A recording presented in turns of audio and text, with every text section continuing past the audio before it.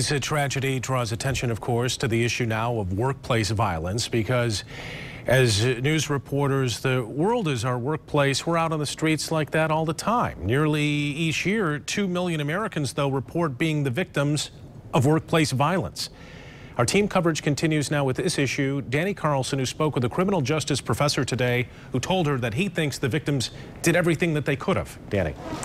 Professor Brian Kingshot says they did a threat assessment before setting up to do their live shot, something reporters have done countless times before, except today was different through no fault of Allison Parker or Adam Ward's.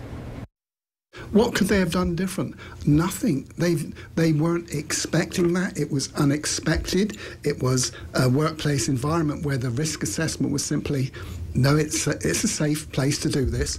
There are warning signs to watch out for, says GVSU criminal justice professor Brian Kingshot. Things that say someone may plan to commit workplace violence.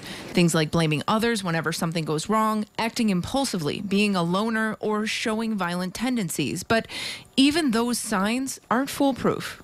You can't actually make a risk assessment against that because often people say things in anger but don't intend to do anything about it. The key, says Kingshot, is to trust how you feel and tell someone if you have concerns. When should you report something to HR if you're concerned? I think if you're concerned, concern will vary from different people. Some may brush it off, some may be very, very sensitive to it. But the baseline is if something happens and you're not comfortable with it, then you should report it because your gut instinct that tells you something's not right, you should react on it. But Kingshot says even with the benefit of hindsight, he doesn't think today's victims could have done anything differently. The risk assessment that the reporters did was fine. No one could ask them to do any more. Could you prevent this happening in the future? Probably not.